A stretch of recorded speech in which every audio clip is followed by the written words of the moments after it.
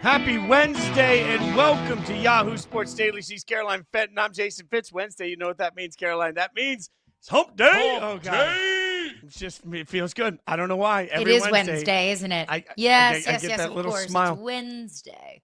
I smile every week. I smile knowing that she's not going to know it's Wednesday, and I know it's hump day, and that just makes me happy. We got a lot that we're going to get to over the course of the next 2 hours here at Yahoo Sports Daily, including, obviously, all the breaking news all across the landscape. But let's start with 3 points, as we do every day. And I'm going to go first this time, Caroline, because college football playoff rankings came out last night. Now, no significant changes to the top 4. That's what everybody has their eyes on. But there were significant moments in these rankings. Some of those significant moments include what we see at the bottom of it. We talked a lot about the fact that no Group of 5 team was in the top 25 last week. Well, that's fixed this week miraculously. Suddenly, South Florida deserves some of that consideration. We also saw some interesting moves across the path, and I'll say keep a little eye on USC. I know it sounds crazy, and I'm not really sure USC is a college football playoff team, but they got the runway left that they could make things interesting, and interesting is what we're going to continue to see. Again, we have 2 teams this week that would be bid thieves, which means you don't get that automatic bid unless you find yourself in the top 10. So everybody in the 11-12 spot, Oklahoma, BYU, gets really precarious, and even a team like Vandy sitting at 14 in this miraculous season learns that they have more work to do if they want to find themselves in the college football playoff. We'll have tons on the playoff later in the show, including it's a National Happy Hour Day. So we're going to give you the happy hour you didn't know you needed with college football. That's all coming later. But Caroline, before we do any of that, what's your first point, my friend? Every hour here is a happy hour. But my first point is the fact that Russell Wilson has been demoted by the New York Giants. That was Mike Kafka, interim head coach for the New York Giants' first move in this new position, because it was reported that JAMEIS Winston is expected to get the start on Sunday against the Packers. Now, expected to start with the assumption that Jackson Dart will remain in concussion protocol. Remember, it's the 4th time he's been in concussion protocol in just his short career so far this season. So I think that the Giants want to take a very slow and a very precautionary approach to Jackson Dart and his health. I think that's a smart move. So JAMEIS Winston expected to get the start on Sunday. Now, I don't think that JAMEIS Winston gives the Giants an overwhelmingly higher likelihood of winning games than Russell Wilson or Jackson Dart. I don't think that JAMEIS Winston is all of a sudden going to bring in some pop and some sizzle into this Giants offense. But what JAMEIS Winston isn't is Russell Wilson. And I think Giants fans, all of us as football fans, have made up our minds about the Russell Wilson experience, because what we've seen from him so far this season has been terrible. So at least JAMEIS Winston can galvanize a fan base that doesn't have a whole lot to be excited about right now. Their young quarterback, which they should be very excited about, is in concussion protocol. Their young running back, Cam Scatterbo, is shut down for the season with an injury. The Giants season is over before Thanksgiving for yet another year. So at least JAMEIS Winston can give this fan base a little something to be excited about, and at least we get some really quality social media content from JAMEIS Winston. So that's the latest news. JAMEIS Winston expected to start for the New York Giants and likely QB2 moving forward. We went from let Russ cook to Russ is cooked. Am I right? Oh, okay. True. We'll get to our main story of the day. It's been 24 hours since the news break. Nico Harrison fired by the Dallas Mavericks. We're joined now by a national NBA reporter for Yahoo Sports, Kelly Iko. Kelly, thanks for the time early this morning. Okay, we were on air as all of this broke down, so we sort of had chaos. What was your initial reaction to the news yesterday when Nico was let go? I think the timing was odd. Like, there were guys I talked to around the league that said, look, if you were going to fire him, you could have fired him in the summer. There was enough information that the trade was going to be catastrophically bad to part ways with Nico Harrison in the summer. So why wait till a month in the season? But obviously, I think it was past due time. Like, this was something that, if you combine the fallout from the fans, the on-court logistics, that the Mavs are 29th in offense, 20th in effective field goal percentage, the optics were toxic. Everything was time to go. So you having to move on from Nico was the only thing you could have done as an owner in Patrick Dumont, and trying to move this franchise forward in some kind of direction. Yeah, we were totally in agreement with you that the timing felt odd. You either fire him in the summer or you let him see through this trade Right. that he made, even though we all could have seen that it was going to be a disastrous trade when it happened. But we heard Yeah. the fire Nico chants, and we heard how Yeah. it was kind of becoming a toxicity, not just around the fan base, but around the team. It was seeping into Right. the locker room.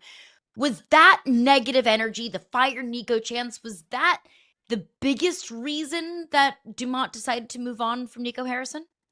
I think it was a tipping point. If you just look at the team in a nutshell, and you're at a home game, you're already on the verge of a collapse to Milwaukee, and you have your players at the free throw line trying to focus, and fans don't even care about that at the moment. They're trying to get rid of the general manager. I think if you're an owner, you have to look at, hey, it might be time to move forward with this and part ways with this guy. Despite the fact that he had put together a pretty impressive resume, 2 conference finals and NBA finals. He worked at Nike for a long time as an exec. The fact that these Fire Nico chants were so toxic, so loud, so vivid, and so consistent, as an owner or ownership group, you have to move on from that and get that out of your building. So I do understand, why Patrick Dumont ultimately parted ways with him. But, I think that was the apex of the whole fiasco. Stick with the Nico portion of this then for a second, because you're right, the resume is great, but also there's this glaring "I traded Luka" moment. What's his viability moving forward in landing another job?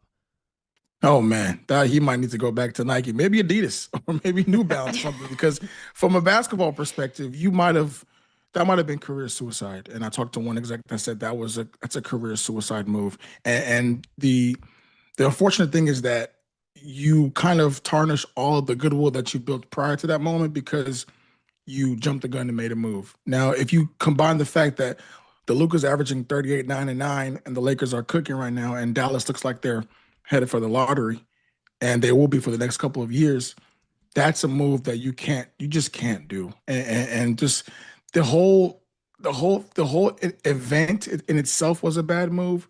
But if you're Nico Harrison trying to get another NBA job, that's going to be at the top of your resume moving forward for the rest of your life. So I don't know how another team trusts you, to make those kind of decisions after you've already made the worst trade in NBA history.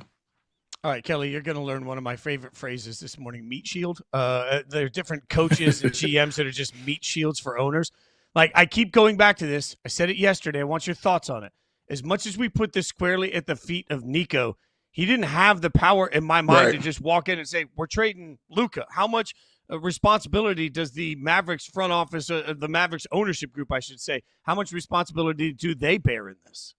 So if you look at the NBA as an ecosystem, no pun intended, there is a sliding scale of front office empowerment to ownership sign off, right? There are some teams that allow their general managers to operate, by themselves, and then they just have, the owner sign off on moves like an absentee parent. They have general managers that work in tandem with ownership groups and owners, and then they have those that are purely a face card, for the organization. I think in Nico Harrison's point, because of the resume he had built to that point, Patrick Dumont was allowing him to operate and trusted him, considering the fact that he was also a pretty new owner. I think it was like 17 months on the job. So there was some kind of trust there. There's a rapport built there. There's a understanding that you can get the job done. And if you felt that moving on from Luka was the move to make, and then you go back and see what Patrick said about Luka, the veiled comments about he's worked with the greats in the past and trying to, if you don't have that work ethic, you can't be a part of the Dallas Mavericks.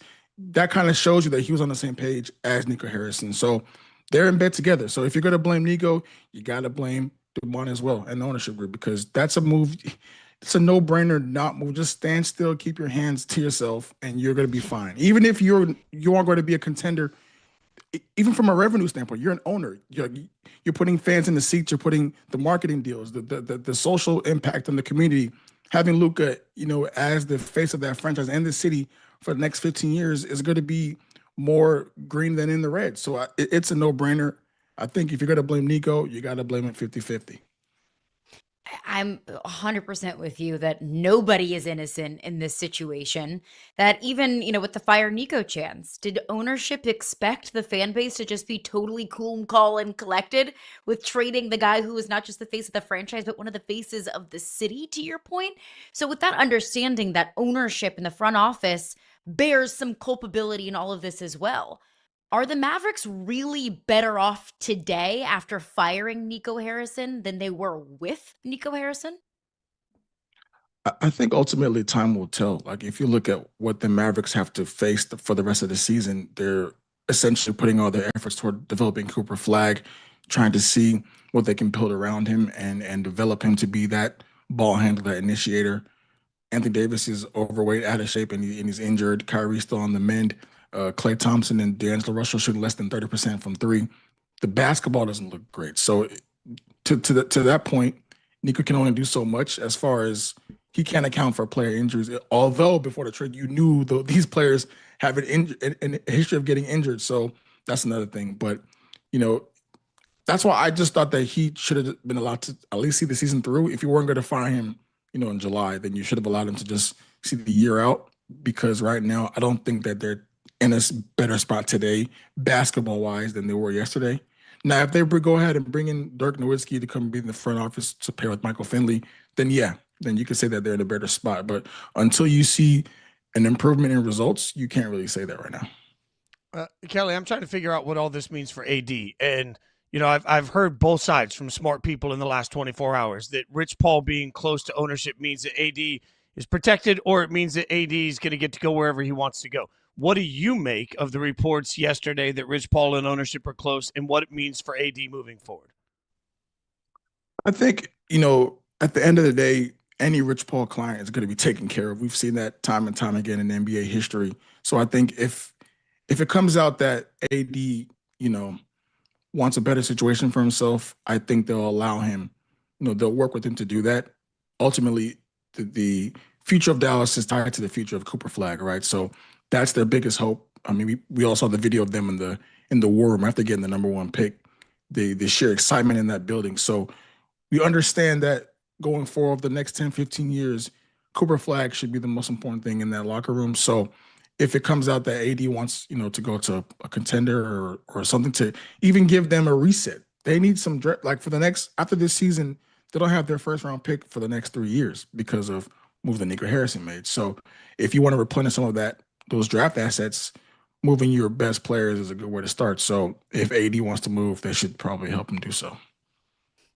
And of course, Cooper Flag is an important factor in all of this. If Cooper Flag turns out to be a superstar in the league, well, then, maybe the way that we view this move changes over time. But I want to set that to the side and just look at this trade under a microscope. Essentially, Luka Doncic for Anthony Davis. And Anthony Davis is expensive, Anthony Davis is aging, and Anthony Davis can't stay on the court. And Luka Doncic looks like league MVP. Looking at those two things, where does the Luka Doncic trade rank in your minds in some of the worst trades in NBA history? I think you think of Markelle Fultz for Jason Tatum. I think you think of Eddie Curry to the Knicks. Those are up there because of the sheer lack of understanding around those trades. But Luka got to take the cake. There's no topping what this is going to look like in the next 5 to 7 years. Luka's not even 27 years old yet. He hasn't even hit his prime, and he's averaging a triple-double, essentially, 37 points, 9 rebounds, 9 assists. The Lakers are 8-3. Dallas is 3-8. Lakers are trending upward. They haven't even gotten LeBron James back yet. So there's only telling what that will look like when LeBron comes back.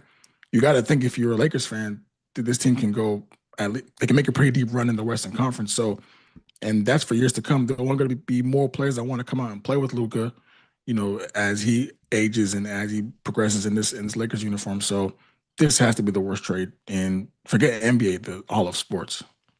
Kelly, how do we put it into context? Because I'm while you're talking, I'm looking at the graphics the team's putting up. We see a picture of what Luka looked like with the Mavs. I know we've made a lot about skinny Luka. I get it. But when you see how different he looks today versus how he looked when he was with the Mavs, it's a reminder, Luka obviously needed some sort of a wake-up call, right? How much do we put all of this on the fact, I think one of the under-talked about aspects of this is there's no assurance that Luka turns into the Luka he is today if he stays in Dallas. Something wasn't working there. How do we factor that into this conversation? I talk to athletes a lot of time, and one thing they say is getting waived or traded, it's a humbling experience. And it's a reminder that this is a business, that there are pieces that are above you, that are bigger than you. And if you're Luka Doncic, you were the man in town. your ego was probably through the roof in that building. You could do whatever you wanted, and now you get traded for Anthony Davis and you have to start over.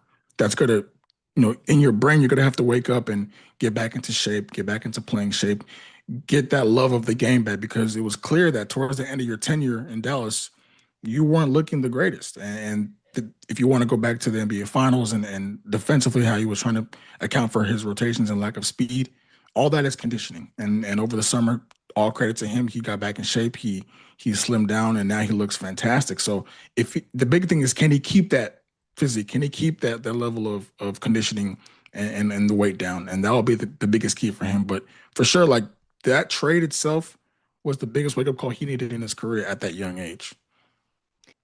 What about Jason Kidd? Where does he fit in with all of this? He was hired the same day as Nico Harrison. I kind of viewed them as in lockstep together. But what is his future in Dallas? Yeah. I think it's still positive. I know, going back to a couple of old press conferences, Nico would always talk about him and Jason Kidd in tandem as if they were a team. And you go back to Nico Harrison's signing of D'Angelo Russell to be their, the interim point guard while Kyrie was on the mend. Jason Kidd doesn't agree with that. He brings him off the bench. There was not really guys on the same page there, but I think Jason Kidd is a smart head coach. He understands what the task is at hand. They had a revamped coaching staff, bringing in Frank Vogel and trying to, improve that defense. And to his credit, they're fourth right now in defensive efficiency. So something is working, on the floor, but offensively, they just got to get better pieces. Klay Thompson has to wake up. D'Angelo Russell has to wake up. They need AD back. Kyrie coming back will, at some point, make the product look a lot better. But for now, I don't think anybody's expecting Jason Kidd to win a bunch of games, considering, the kind of players he has to work with right now. Before we get you out of here, Kelly, I'm trying to figure out how Mark Cuban plays into all of this. Tim McMahon reported that Cuban has mapped out a plan for the front office's future that includes Patrick Dumont hiring away Dennis Lindsey from the Pistons, bringing back to Dallas. But I've also heard Mark Cuban make it very clear over the last 6 months since this trade that the current ownership group isn't really listening to him and isn't really asking him to be a part of anything. So I guess, do we give a damn about whatever Mark Cuban's plan is? Will the Mavs care about it? Yes and no. I think ultimately, if you're the Mavericks and you've already moved on from Mark Cuban, you have to operate what's in best interest for the organization. And you should trust the leadership currently in place to get you to that point. Firing Nico Harrison is a good starting point. Now, the next step is going to be the most important. So you can hear Cuban out because of his experience, his resume, and the history he has with that franchise. But ultimately, it's going to come down to what Dumont and those guys in the locker room, Michael Finley, and the assistant GM, want to move forward and how best to correct this situation, because right now it looks pretty bleak. So it's going to be a collective effort to try and slow walk this thing and not, do anything that's going to be a regret in the next, 2 to 3 years. And the hard part is there's still a lot of casual NBA fans that don't even realize Mark Cuban doesn't actually have that power with the Mavs right now. So every time he speaks, it holds more cachet than maybe it should. Follow him on Twitter. Read him across Yahoo Sports at Kelly Iko. Kelly, really appreciate your time. Thanks for hanging out. First time on Yahoo Sports Daily. Got to have you back soon, brother. Thanks for hanging out. Thank you. Thank you, guys. Thanks, Great Kelly. stuff from him. From the action off the court to the action on the court, wild night in the NBA. We'll tell you about it, and maybe one team we're actually not paying enough attention to next.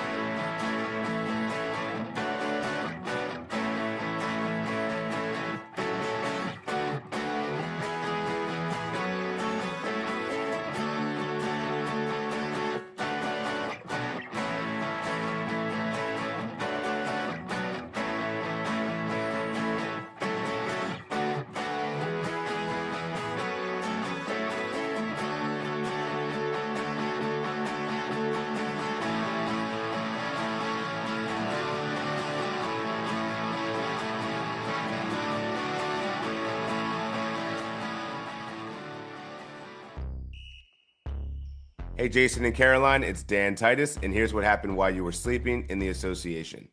The Philadelphia 76ers edged out the Boston Celtics 102-100 thanks to Justin Edwards delivering 22 points off the bench along with 5 threes. Tyrese Maxey added 21 points of his own, but it was Kelly Oubre Jr. who came out the hero, hitting a clutch go-ahead putback layup with 8.7 seconds left to win the game. Boston's Jaylen Brown led all scorers with 24 points, but the Celtics just couldn't hold on to their 8-point lead down the stretch. And in the nightcap, Nikola Jokic continued his MVP caliber performance, 35 points with 15 rebounds and 7 assists, only missed 3 shots as the Nuggets rolled on the Kings 122-108 to win their 5th consecutive game. The Kings were led by Domantas Sabonis with 19 points and 8 rebounds, and Drew Eubanks had 19 points with 7 boards off the bench, with Sacramento now dropping 3 straight games. So with all this conversation about Wemby and Giannis and Luka, are we not talking enough about how dominant Nikola Jokic has been to start the season? Back to you guys. Titus, thanks for the information from late last night. Caroline Fenton, it's a fair question. You see it from Jokic. Are we not giving him enough love? I don't think we are. Like, I think that he's absolutely 100% on to something. And it's because of exactly what Titus just said. We are so obsessed with Victor Wembanyama. Obviously, we should be obsessed with Victor Wembanyama. We are so obsessed with Luka Doncic and what he's done so far this season and what he adds to this Lakers team. And the fact that the Lakers early on, I know it's November 12th, but they look like legitimate championship contenders. Like, we've become so obsessed with those things that I think it's so easy to overlook what Jokic is doing. But the fact that he is averaging a triple-double, the fact that 4 out of his last 5 games he's dropped 32 plus, the fact that he's averaging 25, 13, and 12. Like, those are monster numbers, but I think that we've all just gotten so used to it. We've gotten so used to the greatness of Nikola Jokic that we are like have shiny ball syndrome, that our attention is dedicated elsewhere, to Wemby, to Luka, to elsewhere in the West, to OKC and this young team. The fact that the Warriors are slipping a little bit, that we're not paying attention to the greatness that we've become accustomed to. And that's not fair. We shouldn't be doing that. We should be paying more attention to this Denver team. Yes, but look, I don't want to sound harsh here, but I'm going to sound harsh. Whenever I qualify something, it means I'm about to say something that no I offense, might regret. and then you say something offensive. No offense. Look, Jokic at this point is the most slept-on MVP in modern basketball history, and that's not going to change. Like, everything you just said is true. More than SGA. Things. More than SGA, because it's been more sustained. It's happened longer for Jokic. Like, there's this moment to me where, like, if Jokic was going to get on some sort of massive hype train, that would have already happened.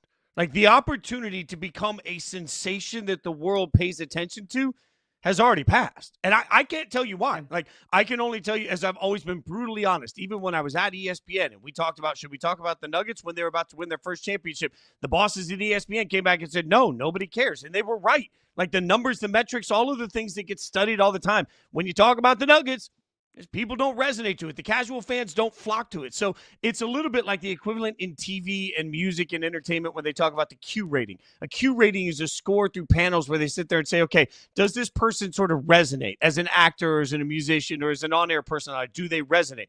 The answer here is that Jokic is great, but he doesn't resonate with casuals. Like, he's not somebody that everybody's suddenly going to turn around and say, I'll pay 5 times as much to get into the arena to see him play. It doesn't mean that I think that's right. I just accept inevitabilities. The inevitability here is that if Jokic was going to be the billboard of the NBA, if he was going to be the building block that everybody paid attention to, if he was going to be one of the foundational stars for casual fans to say, oh my God, I have to watch this guy on Christmas Day, if that was going to happen, it already would have. So I'm just at the spot where, are we sleeping on Jokic? Yes, we are. And his greatness should be better appreciated. Yes, that's true. But it's also never going to change, because whatever hype opportunity could have happened should have happened through multiple MVPs. Now all we have is just another great year from Jokic. And if the greatest years from Jokic haven't resonated before, why will they now? And I think and you're right. And I think it's a couple of things. One, it's the fact that he plays in Denver, which isn't the sexiest NBA market. I mean, the fact that Luka's doing what he's doing with the Lakers bears more weight because it's the LA Lakers. I think the other thing might be like the most recognizable thing, the most, the thing that I think we can all define Jokic as is the fact that he doesn't really care.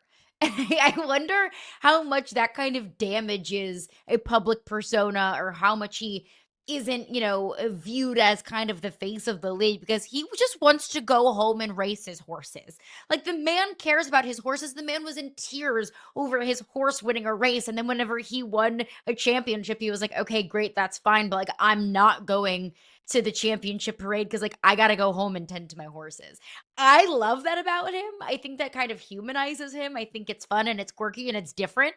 It's so anti, everything that Michael Jordan and Kobe ever stood for. But I do wonder if that is something that like, hey, we just can't get on board with the superstar who DGAF.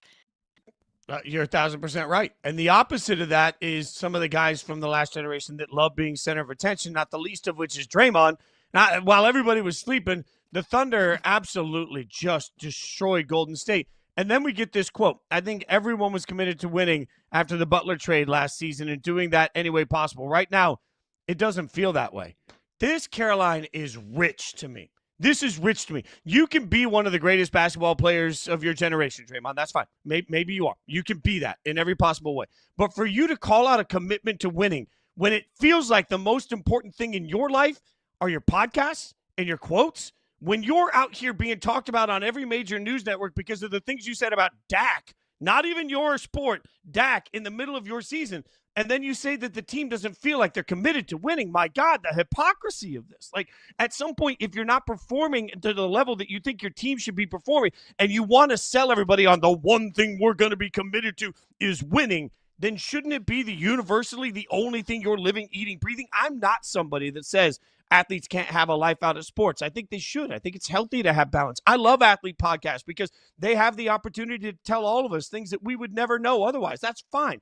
But you can't sit here and tell me that you're doing an NFL podcast and your own NBA podcast and you're doing every media appearance you possibly can. And you're out here making noise, creating noise, being part of the noise. And then tell me that your team doesn't feel like they're committed to winning without at least looking in the mirror. My God, like at some point, Draymond, I guess I just ask you, are you setting the example of prioritizing only one thing in the world, and that's winning basketball games? Because from the outside looking in, it feels like Draymond today, not through the duration of his career, but today, Draymond's a better talking piece than he is an NBA player. So if he's going to question everybody else's commitment, I guess my question is he looking in the mirror? The call is coming from inside the house, Draymond. I'm so sick of Draymond Green always pointing the finger at somebody else. It's never him. He's averaging a triple single. Last night he was to talk about commitment to winning against the Oklahoma City Thunder. Well, he had 3 points, 2 rebounds, and 4 assists. What are you doing to help this team? And overall, it feels like the window is slamming shut pretty quickly on this Warriors team. I mean, when the youngest player in your starting five is 32, and that's Buddy Hield, Jimmy Butler's 36, Steph Curry's 37, Draymond Green is 35. This is an old team that, had the best of its basketball is probably behind it. But Draymond Green, what is your commitment to winning? I'm so sick and tired of Draymond Green talking. He does more at the microphone than he does on the court. Look, you can talk all day long as you're winning while you do it. It's the minute that those things don't line up that everybody starts wondering what's going on. All right, we got plenty to get into, including apparently the YouTube chat is popping off. The YouTube chat's popping off big time. Hi, everybody. Oh, I'm here for GC. What is this? Ariel is in the YouTube chat, just hanging out with us. Hit us with an HDOW GC. That's because Conner Burks is joining us. And look, we got Ariel out here. It's tough. Like, he's giving us all of this commentary. I'm not sure. I feel like what's happening is in my mind when Conner Burks joins us in a couple of minutes, Ariel's going to be like 3 feet from him and just aggressively loud typing like the cat on the keyboard the whole way. Ariel's going to be typing, and then Connor's going to be wondering. In his ear. Oh, man. I mean, I'm here for every ounce of this. All right. We've got some UFC to get to next. Dana White in the news for curious reasons. We'll talk to Conner Burks next.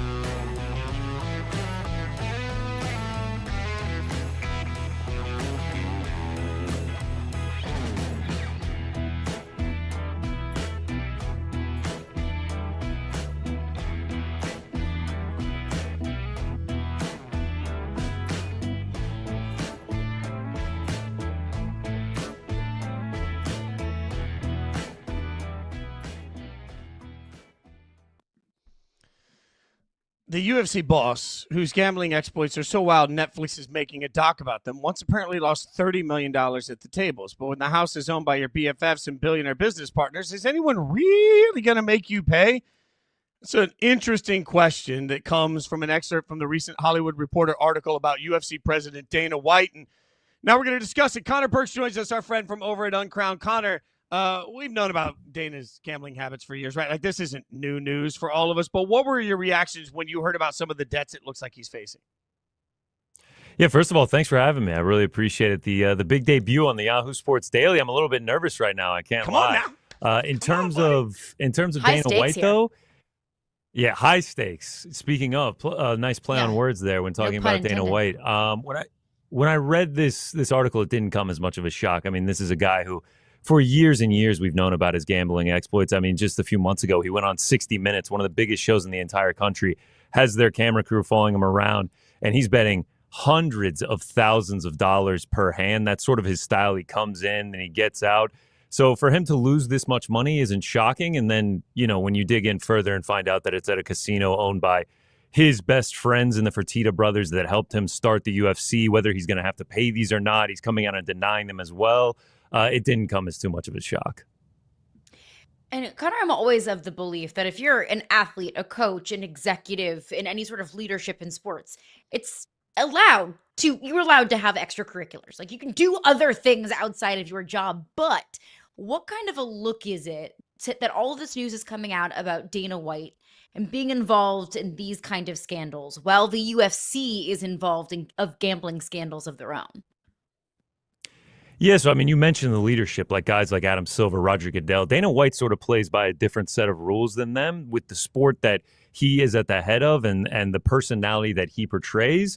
He doesn't really follow the same rule set. Also, the connections that he has in the political world, the financial world, the tech world. He's a very powerful man, so he doesn't really have to follow these sets of rules. Whether or not it matters while the UFC has this gambling scandal going on is yet to be seen. I personally don't think that it's going to have too much of an impact on it. He's been doing this for years. This is something that is new. And also, you have to mention that his degeneracy, his gambling addiction is something that, he's a grown man. He can do whatever he wants because he's doing these things legally, whereas the scandal that's going on with the UFC right now is obviously highly illegal. You have the FBI involved, and it's just sort of two completely different things. I don't think him gambling at the casino crosses over to fighters fixing fights. And I will just quickly say, before we move on, a quick Google search, and I'm not sure the accuracy of any of this, says that his net worth is roughly $500 million. So when we hear $30 million, we hear problem. When you find out that it's less than 10% of his entire net worth, it does change the way we feel about that. Let's get to the gambling scandal, though. We covered it ad nauseum here with the Bulgarian news. How did, from your standpoint, because here you know me, Conner, I'm always admitting, like, I'm a casual, right? From somebody that lives it, eats it, breathes it every day, how did it hit you when you heard about this, and what do you think is coming next? Yeah, so obviously the gambling space when it comes to MMA is a very diehard fan base. It's a niche, but the core of it is very diehard. So they're always watching, and you have sites where you can track lines throughout the week. And so, guys are watching this. They get alerted to the fact that Isaac Dolgarian, who was around a minus 250 favorite the entire week, has now jumped to minus 145, minus 130 at some of these books. And they start tweeting things out. You have guys who are big in the space talking about the FBI needs to investigate this. We need to keep our eyes on this fight. We don't know what's going to happen. And it was sort of a deja vu from 3 years ago. There was a fighter, Derek Minner, fighting Shailean Nordembeka, where the exact same thing happened. He's sort of a favorite, and then the line comes crashing down. His first round prop to lose comes crashing down, and then the fight ends up playing out. He loses in the first round, and you're sort of like, man, that didn't really look right. Now you fast forward 3 years, the same thing happens. The fight plays out. Isaac Dolgarian loses in the very first round. You're like, man, that looked fishy. I'm not so sure about that. A guy who's never been finished in the first round before, who usually has a very successful first round, has 10-8'd, which is a dominant round. Guys, even in losses, he's had a ton of success in those first rounds. So for him to go out and lose in that fashion with the line movement like that, it alerted a lot of people. And then you go and you find out that Dana White immediately alerts the FBI. He was asking Isaac Dolgarian before the fight, is something fishy happening here? Is something going on? And then he gets cut the very next day. You have to stop and question what exactly was going on here. It looks nefarious. and it's yet to be seen whether or not it's going to be, implicated. Obviously, Isaac Dolgarian is in a very rough spot now. Do you think that the UFC has handled it the correct way? Yeah, I mean, Dana White coming out and saying that he was in the back. Do you owe people money? Has someone told you to fix this fight? Like, we can help you if something has happened. And then he immediately calls the FBI, and now he's being transparent with how they're operating. I don't really feel like he could have done anything differently. You bring up the Derek Minner situation. So obviously the Isaac Dolgarian situation is not the first time the UFC has been faced with a gambling scandal like this. I'll ask you maybe the $1 million question that every other league in sports is asking themselves, but how do you avoid this from happening in the future? So with the Derek Minner scandal, obviously investigations and trials and everything like that are still ongoing. This is now 3 years in the future, and we know with the NBA betting scandal and Kash Patel involved in that and everything like that, it took years and years of evidence to build up to where they can get to the point where they are now. So we don't really know how this is going to play out, but how you avoid it, I feel like you just have to wear the black eye. You accept the stain of there are a few fighters that fix these fights, but we have now cracked down on it. How you avoid it in the future is major consequences for these guys to where it's not worth it at all. A lot of people point to, fighter pay in the UFC is a hot topic within the media, and they don't think these guys are paid enough. And that's why they're so easily persuaded to do this. But then you can look at the NBA. A guy like Terry Rozier signed almost a $100 million contract, and he was still able to get got. Obviously, the UFC fighters are more available. You can walk into a gym. They don't make nearly that much money, and they might be more strapped for cash and more willing to do it. But I think you need to crack down. You need to hand out severe consequences. And I actually don't think paying the fighters more would hurt also. This is where so many people look at Dana White's relationships with Kash Patel and President Trump and wonder how that's going to impact it. What do you think the impact of those relationships will be on these investigations? Yeah, I mean, I guess it's yet to be seen. You would hope that they would be more willing to investigate. Donald Trump seems to be a massive fan of the sport. Kash Patel has been seen at UFC pay-per-views before. And, Dana White talks about how he called the FBI. Was he calling Kash Patel directly? Was he like, yo, man, this is your thing. You need to get on this. Or was he just calling the FBI in general? You would think that this would help, but we can't say until, these investigations come through to fruition. All right, enough legalities, okay? Enough business. Let's get into something fun. This is your first time on the show after all, so let's have some fun. Let's talk some fights. We've got a huge fight this weekend in New York City, but Chael Sonnen was on the Ariel Helwani show, and he mentioned how there's not really a whole lot of buzz going on for this card. Do you agree that there's not enough buzz going on for UFC 322, and why is that? Yeah, shout out to the Artist Series poster there as well. That's a fantastic poster. I actually do agree with Chael. I'm here in New York City. He mentioned there's no billboards, there's no promotion or anything going on like that. It feels like no one's really talking about it. It's sort of a fight fans card from a perspective of quality of fighters that are fighting other high-level fighters.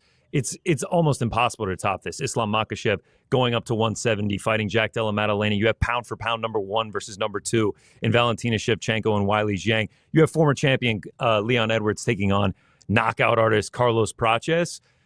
It's incredible high-level fighters, but these guys aren't going to go out and cut promos. They're not going to start feuds. It's not deep with rich storylines or anything like that. It's sort of just high-level fights, and we get to see what happens from those. You have Sean Brady, number 1 contender, going against undefeated stunned Michael Morales, but Sean Brady's not a guy that's going to go get on the microphone. You have Bo Nickel on the prelims, superstar wrestler at Penn State. Again, not a guy who's going to go cut a promo on Rodolfo Vieira. So when it comes to bad blood, when it comes to heat between these fighters, you're not really going to see much of that on this card. But when it comes to the quality of fights, it's almost impossible to top. You got some champions moving up, too, because you got Makhachev moving up from 155 to 170, and then Weili moving up from 115 to 125. Who do you give the better chance to make history with that sort of a move up? Yeah, I mean, so on the odds, Islam Makhachev is the much stronger favorite. He's coming in at like a minus 250, minus 260. He has trying to tie Anderson Silva's record for most consecutive UFC wins with 16. He's won 15 in a row. He's looked almost unbeatable. He's on a massive finishing streak right now. He's taking out legends of the game and in Dustin Poirier and Charles Oliveira. And he's always been a big guy at 155, and you see the faceoffs here. It doesn't look like size is going to be too much of an issue for him at 170. He's also jacked. I mean, he's talking about he's on creatine. I think he's on a few more supplements than that, and he's been hitting the weight room very hard. I mean, he is six-pack washboard ab, gigantic biceps. Like, you have to wonder if the size is really going to matter that much for him, and he's obviously one of the most skilled fighters on planet Earth, if not the most skilled fighter. So you have to favor him over a woman in Weili Zhang, who is not going to have a size advantage over Valentina Shevchenko. Valentina Shevchenko is a proper 125er. Zhang, Valentina's fought as high as 135. Zhang, going up to 125 for the first time at a championship level. Valentina's still at the top of her game. I will favor Islam Makhachev, though I actually am picking the underdog in both. I'm picking Zhang and JDM to get it done. Ooh, spicy picks here on the show. But you mentioned how this is a fight fans card. I will give you the opportunity to speak to all the casuals out there, maybe the people that aren't diehard fight fans, people that should be tuning in to Uncrowned every single day. Why is this card going to be the best one of the year in the UFC? Yeah, so honestly, you can kind of just save your time and skip the press conference, all the pre-fight stuff like that, because it's probably not going to be that interesting. All these guys are very respectful fighters, but when it comes to the fights itself, I mean, look at this. Jack Della Maddalena, who's a newfound champion, who's kind of skyrocketed into the sport, who is on an insane win streak. I believe it's 18 wins in a row. He's 18-2, lost his first two fights. Now he finds himself at 18-2, champion of the UFC, going against Islam Makhachev, protege of Khabib, trying to tie Anderson Silva's win streak record, trying to become a two-weight champion, which is just unheard of. I mean, it's insane. There's only been like 10 guys to hold two belts in two different divisions. Valentina Shevchenko, Zhang Weili, that one writes itself. No, pound for pound number one versus pound for pound number two. You can't get a higher level fight. Sean Brady, stakes at hand. He's trying to lock up a title shot with that one. Should be a very high level fight. Leon Edwards, former champion, going against the knockout artist in Carlos Prates. And if Leon Edwards loses that fight, you really have no idea where he's going to go from there. That could be a career for Leon Edwards. And then BSD, one of the most game fighters, is going to get bloody, is going to go to war against Beneil Dariush, who's a very, very skilled veteran in the game. Like, these 5 fights, it's hard to match the skill level. You are going to get great fights. Whether you get the heat between them, you're going to get great fights. And then you got guys like Bo Nickel in the prelims. Where does he go after suffering his first loss in the UFC? And then Malcolm Wellmaker. Let's plug the show, Ariel Helwani Show. We had Malcolm Wellmaker here in studio, 10-0. He was a pipe fitter last year. He quit his job earlier this year after getting a great start in the UFC. And he is on an insane 3-fight right hook knockout streak. He looks to make it 4 in a row at Madison Square Garden. So the fights are going to be great. And I highly recommend. Every time they go to MSG, they put on a fantastic card. I'm telling you, that's one of the best stories in sports right there. Follow all the fight coverage on Uncrowned. Obviously, Ariel Helwani Show, also host of The Boys in the Back. Come on now. Follow him on Twitter, at Conner Burks. Conner, appreciate you making your debut with us. We got to have you back, buddy. You got to come hang out with us again soon, my friend. Thanks for having me. Appreciate you. Great stuff from Conner Burks. We'll continue to break it down. Coming up next, the Giants need a new coach. We're going to figure out exactly who it is with one name that might surprise you.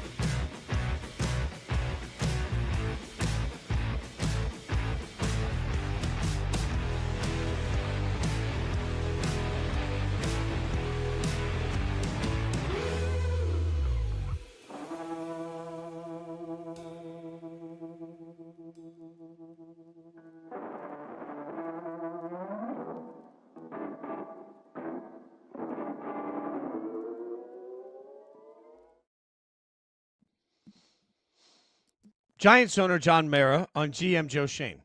We feel like Joe has assembled a good young nucleus of talent. We look forward to its development. Unfortunately, the results over the past 3 years have not been what any of us want. We take full responsibility for those results and look forward to the kind of success our fans expect. Now, that's what we know. And as we've covered on this show over the course of the last 48 hours, it appears that at least for now, Joe Schoen will be overseeing the hiring process, at least for now, for the next head coach. So I'm trying to figure out, Caroline, what the hierarchy actually looks like here, because you've got to know who's in charge of what from the day people come in if you want to have a successful organization. That's, I think, an incredibly underrated aspect of an NFL front office and an NFL team is organizational structure. Who reports to who gets credit for what, who gets blamed for what. I think that sometimes there are some blurred lines in modern day NFL front offices, and it never works. Collaboration in NFL leadership, it doesn't work. So if the Giants are committed to Joe Schoen, then they have to be committed to Joe Schoen. The Giants can't be going into this coaching hire and having Joe Schoen be a huge part of this coaching hire with the thought in the back of their minds of maybe Joe Schoen is looking for the next head coach who is going to ultimately fire Joe Schoen and look for his replacement. I don't think it works for head coaches to pick general managers. I think there needs to be a clear delineation of power. Your owner is at the top. Your general manager reports to your owner. Your general manager does the drafting. Your general manager does the free agenting. Your general manager constructs a roster. And the coach reports to the general manager. The coach is coach. The GM's GM. That is, I think, the most competent and well-oiled machine of an organizational structure in the NFL. If Joe Schoen picks the next head coach and things go south in New York, and then Joe Schoen gets fired, and then the next head coach picks the next GM, then I think that you are just finding yourselves in what I like to call the Tennessee Titans sea of suck. That you constantly have, a new GM, then a new head coach, then a new head coach, and a new GM. It doesn't work. You can't, it doesn't work that way. The GM needs to pick the head coach, and I think that the Giants need to be committed to Joe Schoen if they're going to let him pick the next head coach. Organizational structure matters, and it's underrated in the NFL. Yeah, I don't disagree. And part of this comes back to the very fact that I think the Giants' job is the most appealing job we've seen come open in several years. There's so much young talent on this roster across the board. And whether we want to credit Joe Schoen or just luck of the draw, I don't know. I don't care right now. Like, what I care about Joe Schoen's is the one who also signed Russell Wilson. So, if we're going to give him the wins, we also have to credit him with the big old losses. But if you are looking at coming in as a coach, this is very simple. I got a defensive line that's absolutely electric. I got one of the best young wide receivers in the game. I've got a young running back I think I can build around. And I have a young quarterback that certainly is showing the potential to become a star. So if you believe you can come in and make the most out of a roster, this is a great job opening to have come out. Not just because of the talent that they have, but in part because of the age of the talent, the cost of the talent, the flexibility that they have around the talent. Like, this is not the Giants' job that has been open in the past. I think this is an epic job. So it becomes all the more important, because if you think that the number one thing you have to identify is a coach that can maximize Jackson Dart, for example, well, within what structure? They've got to know exactly how they're going to hire this. Is it truly a GM hires a coach to work with this quarterback? And if so, what does their pool of candidates look like? Because I think we'll come into this, it's not even close when we come into this offseason. The Giants will be a better job than any job that is open. And I'm not sure it's close over the last several years. The Giants are a better job than one we've seen come open in a long time. We talked to Jory Epstein about this yesterday, which of course you can find on the Yahoo Sports YouTube page. She crushed it as always. She brought up ownership, how when you are one of the hot head coaching candidates on the market, it's important to look at ownership. And we compared the Giants opening with the Tennessee Titans opening. There's some, you can compare them because they both have young quarterbacks who these organizations hope to be the future of the organizations. Obviously, Cam Ward in Tennessee and Jackson Dart in New York. But compare ownership, because the Giants, yes, they've had a lot of turnover at the head coaching position in recent years, but the Giants have a long history of a patience with their head coaches, kind of how we view the Pittsburgh Steelers.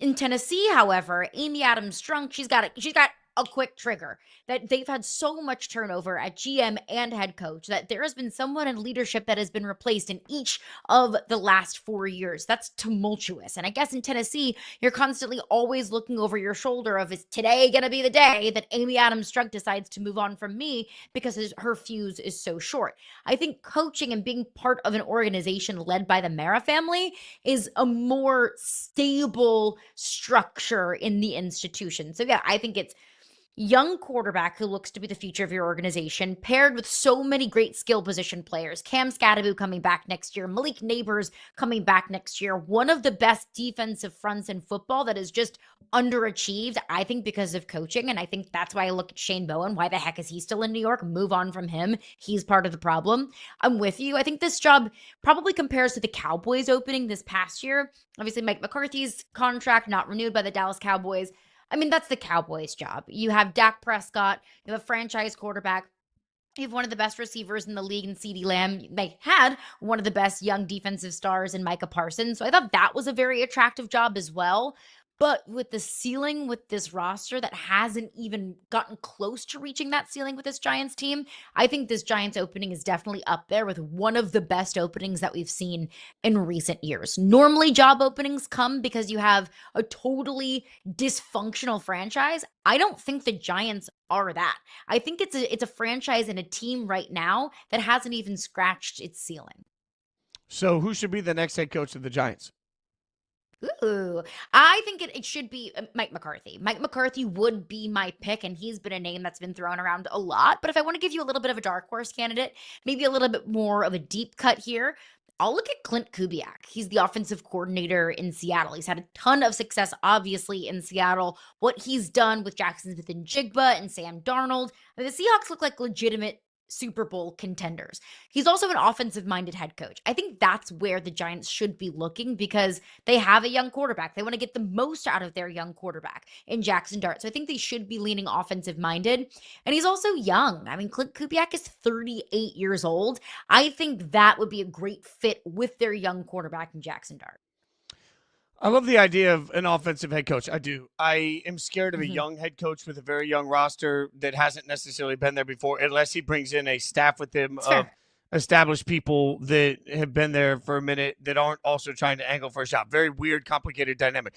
I would usually go offensive coach, but there's one name I can't get out of my mind that I think should be the next head coach of the New York Giants, and it's Spags. Steve Spagnuolo, the defensive coordinator for the Kansas City Chiefs. Now, I happen to know somebody that knows Spags well, and it's been made clear to me repeatedly that he does want to be a head coach in the NFL. So there is no doubt, like for anyone that says, oh, he's content being the defensive coordinator in Kansas City. Now, Spags would love an opportunity to go out there and show what he can do again as a head coach. Also, he has experience. Obviously, he was the defensive coordinator for that Giants team that beat the Patriots in the Super Bowl, right? Like, so he knows New York so incredibly well. He's been around for so long. You're getting a calming presence of a coach that understands the league. Now, I do think it's important from the day he walks in that he has an idea on who his offensive coordinator can be. And if he can get the right opportunity to do this, I would love to see him with an offensive coordinator that is much like Josh McDaniels or Cliff Kingsbury, somebody that, you know, hey, look, I've tried other things. I'm back to this. I'm going to be here for a minute because I don't want a revolving door for Jackson Dart.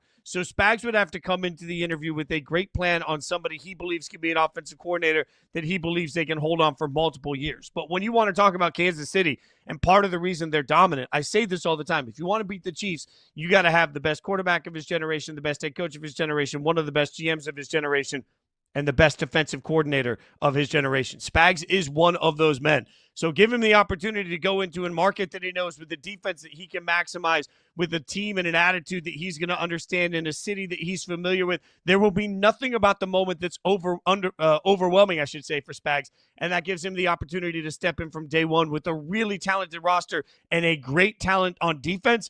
I think they can make the most of that defensive line. Spags can turn them around quick. I like that too, because New York is a pressure cooker. Like, that's a really difficult job. That's a tough media market to be in.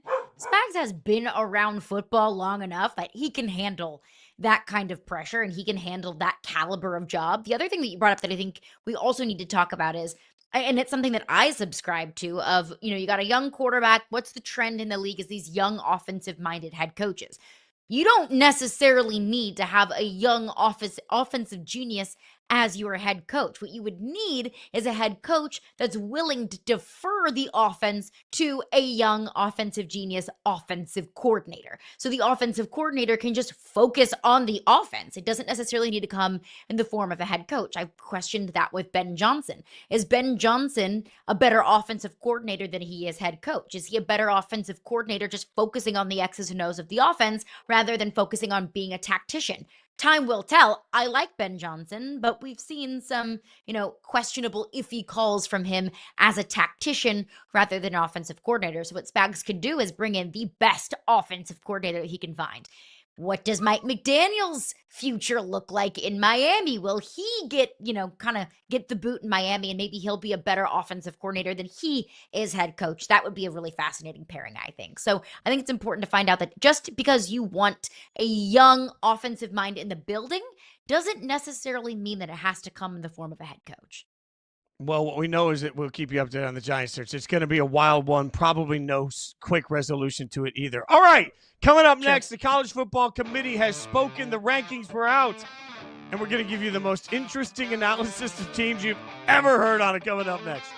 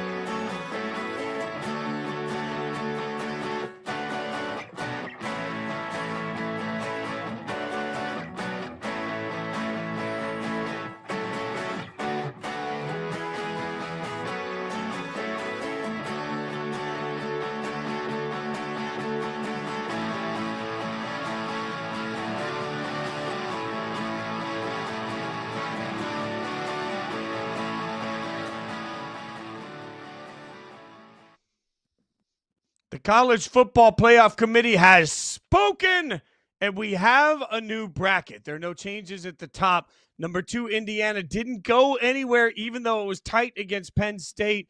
Caroline Fenton, Jason Fitz. Caroline, I think we learned last night that this is a very consistent committee because everything that they saw last week, they did not overreact to last night. It feels like this committee has got their feet kind of dug in a little bit, and they're like, nope. We've told you what we've seen, and it's going to take empirical data to change us. So I think there was a statement made by the committee that they are going to try and stay as consistent as possible.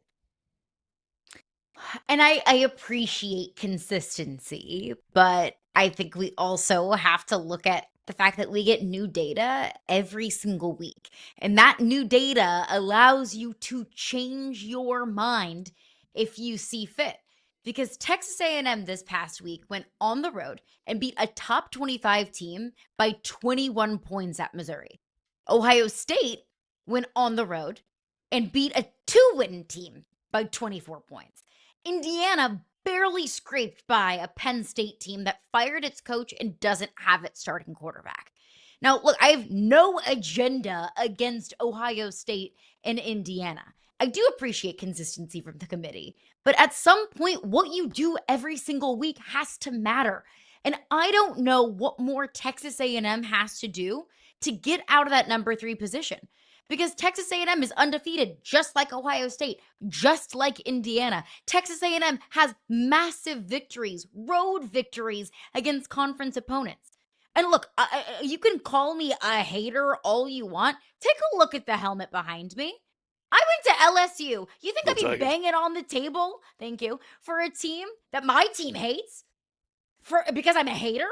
Don't call it SEC bias, because if I want to be a fan for a second, I don't have SEC bias. I want bad things for every single team that's not my team.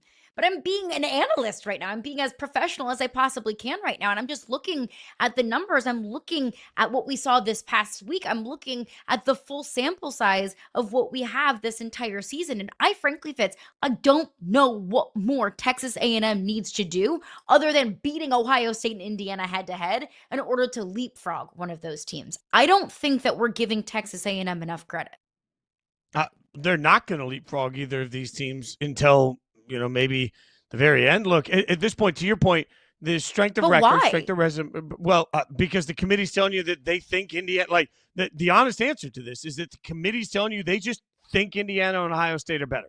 That's if you look at the metrics, the strength of resume, strength of record, Texas A&M is number 1, Indiana's 2, Ohio State's 3. That's usually a good predictor on the committee. It's not in this situation. If you go on strength of schedule, who they played so far, Texas A&M 15th versus Indiana 33rd, Ohio State 41. But if you go to remaining strength of schedule, it's 21, 26, and 31. So across the board, there's just not enough equity in front to really change anyone's mind. I think the committee has told you, hey, the eye test tells us Ohio State and Indiana are better, and we're not going to change that just because of who you beat. We're not going to let the who change the why of how we got here. Like it or not. I mean, doesn't the who matter? Not to this committee. I mean, I think it does should. It? Because at the end of the day, if you beat South Harmon Institute of Technology, what does that really tell me about your team? If you struggle to beat a Penn State team that's lost, if you've struggled to beat a Penn State team that lost 5 straight games, that just is not there this year, that's nowhere near where it should be, and you don't move in the rankings, I think what the committee's telling you is nope, we're good. Eye test told us Indiana's better than A&M. One game will not change that result. That's the honest answer. And it gets frustrating, I think, especially if you continue to go down. Look, I know Lane Kiffin was frustrated that Ole Miss fell in the rankings this week. He was frustrated. BYU fans are frustrated that they were undefeated. They lose a game and they plummet. They get themselves completely out of this conversation. Probably no way to get their way back into it from that one loss. This committee just, they value what they see as what they think, no matter what the metrics say. So what they're looking at is, hey, we've watched Ohio State beat the snot out of everybody. They're number 1. We're watching Indiana, and what did the committee chair say last week? That he believes the Ohio State and Indiana defense is just better than Texas A&M. Well, if you believe that last week, what changes that belief? I don't have an answer for that. Going on the road and beating a top 25 team. And if we want to talk about how the who doesn't matter, then let's talk about what you just brought up. Ole Miss. Ole Miss dropped a spot because who did they beat this past week? The Citadel. So clearly the College Football Playoff Committee didn't value that win over a huge, massive Texas Tech victory over an undefeated BYU team. See, this is my issue with the College Football Playoff Committee. And, consistency week over week is different than consistency throughout the top 25. If you say Texas A&M's win on the road over a top 25 Missouri team is not as impressive as blowing out Purdue, a 2-win team, then fine. At least keep that same energy once we get to the middle of the rankings when you leapfrog Texas Tech over Ole Miss, because Texas Tech beat an undefeated BYU team and Ole Miss beat the Citadel. I agree with the committee's decision for Texas Tech to leapfrog Ole Miss, because when you beat an undefeated team, you get credit for that. But they're not applying that same consistency at the top when it comes to Ohio State, Indiana, and Texas A&M. Permission to poke holes in one more thing. Yes, please, go.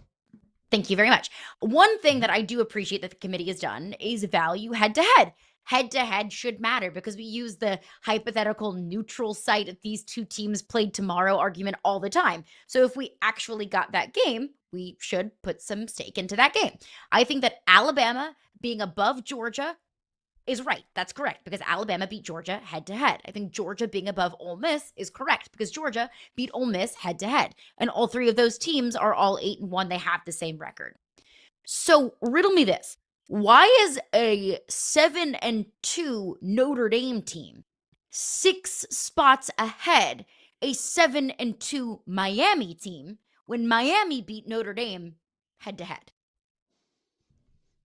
Because when you watched them on Saturday, Notre Dame's clearly a better football team. That's just you're right. That's just not good enough for me. That's why, I say this all the time. Imagine if a playoff committee got to decide what 12 teams were going in the NFL. What would we do right now with the Baltimore Ravens, who clearly are not deserving of a playoff spot in this situation, but we know that they're actually deserving of a playoff spot? Like, you're right. Head-to-head means that Miami should get some emphasis here. But this is where Heather Dinich smartly says all the time, head-to-head is one of many factors. So if all things are equal across the board and you have two teams that are tied in every possible way, then head-to-head becomes the tiebreaker. I think what the committee is telling you is that all things are not equal. We do not believe that these two teams are even close. Like, if Miami was close to them in the rankings, I think there'd be a better argument. What they're telling you is that, hey, we're not going to factor head-to-head in that matchup until these two teams are so close in the metrics that we have to factor in head-to-head. And that's just not going to happen. Like, Notre Dame doesn't have any room. By the way, you should note here, for the second straight week, we have to bid these. So there is no real room for Notre Dame to struggle. Notre Dame they're sitting at 9.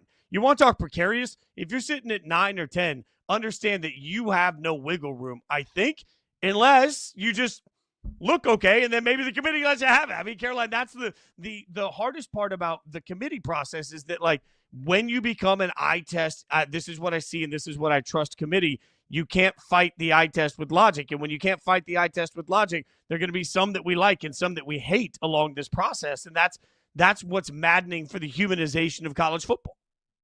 Mm-hmm. And look, the eye test, I think, should be a factor. But I fear sometimes the eye test is just a cop-out. That we'll put this team above this team because they look better. Okay, by what metric? That's so incredibly subjective. And I do think that the humanization of the college football playoff is an important thing because there's certain nuances that robots and computers just can't add. Quarterbacks that get injured or, the eye test to a certain extent. I think that we should have the eye test to a certain extent. But when we use the eye test to justify Notre Dame 6 spots ahead a team that beat them, then I need a little bit more rationalization than that, because I think strength of resume, strength of record is also an important metric here. Well, Notre Dame is sitting at 13. Miami's at 17. That's not a massive difference when we're talking about the margins between 13 and 17 being razor's edge of a difference.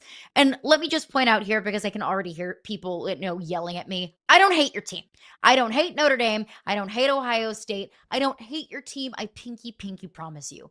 All that I want and all that I'm looking for, I think all that any of us as college football fans can ask for is consistency and, just rationalization for certain teams being where they are. Because the difference between a team that's at 11 and a team that's at 12 is drastically different.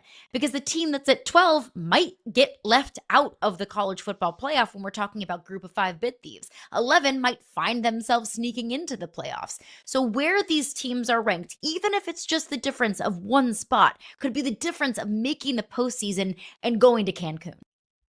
Also, it should be noted when they pull up the bracket for you, you'll see Miami is currently a college football playoff team, right? When you see that at number 11. That's because as we do the mock bracket today, Miami's the highest ranked team in the ACC and the top team from the ACC would get in. If the ACC championship game was today, Miami would not be in the ACC championship game. I want to make sure people understand that. Right now, the ACC champion, the championship game would be Georgia Tech, Virginia, right? So the ACC champion is likely to be Georgia Tech, Virginia. Miami would be left out in this situation, even though they sit there at number 11. And that's where it also gets even more confusing because Georgia Tech right now, overall in the rankings, not a team that the committee seems to value. This is where I will again stand on. I think to me, the most broken thing in the college football playoff is that there are automatic bids for anybody.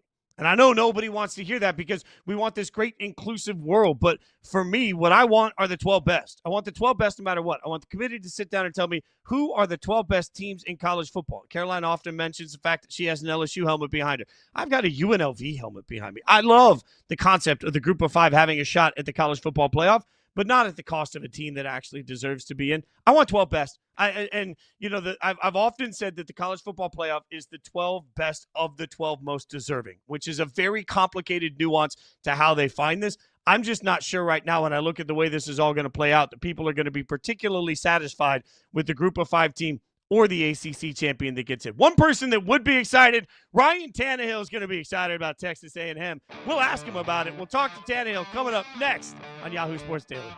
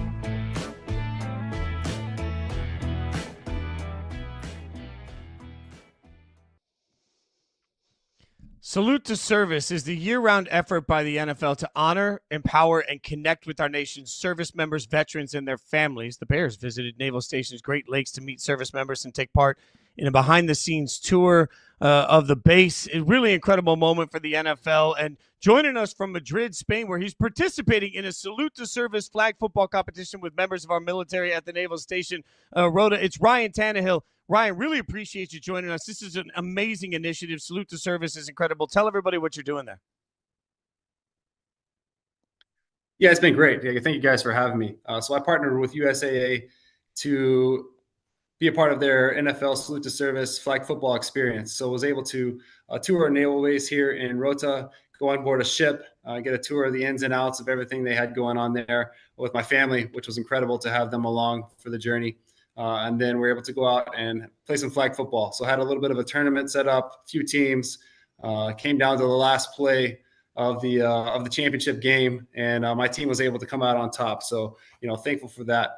But just a really cool experience that USAA has opened the door for my family and I to get to interact with hundreds of men and women and thank them for their service, be able to kind of step into their daily lives and see what it's like on base here in Rota. So it's an experience that I'll always be grateful for. That's incredible. And thanks for giving back to the people that give back to us. That's really an amazing initiative. Let's talk a little bit of football, my friend. Obviously, the Dolphins are over in Madrid, set to play the Commanders on Sunday. You know the Dolphins better than anybody from your past. When you look at Mike McDaniel and Tua, how do you fix where the Dolphins are? Yeah, I don't know. It just seems like it's been tough for them to get things going. It's been a long year. You look at last week and what they were able to do, coming away with a big win against the Bills. So hopefully they're able to build on that, pushing into this week. Now they're traveling across the world to come play a game over here in Madrid, which is also really cool to see the game expand. And now we're playing in a new country. So really fun as a fan now to be able to see it happening, not only in one country, but now we're pushing into Germany and Spain as well, which has been really cool. So hopefully the Dolphins can get back on track. I think it's been a rough season, but something to build on last week, and hopefully they can get another win this week. Let's stick in the AFC East, obviously division you used to play in Miami, but also your former head coach in Tennessee, Mike Vrabel, now coaching in the AFC East, head coach of the New England Patriots. The Patriots find themselves at 8-2 and one of the best records in the National Football League. From what you know about Vrabel, because you know Vrabel more than anybody out there, are you surprised by how quickly he was able to turn things around in New England? I'm not surprised. I think Vrabel is a great coach. He does a great job of leading the team each and every week. He has his pillars of his program that he kind of sets out. There's a clear picture of what he wants it to look like, and he holds the players accountable. And he's able to get the players to kind of buy into those pillars, and you kind of see it play out over the course of the season. You'll start, win a game here, win a game there over something you talked about, and once that happens, you start to build traction.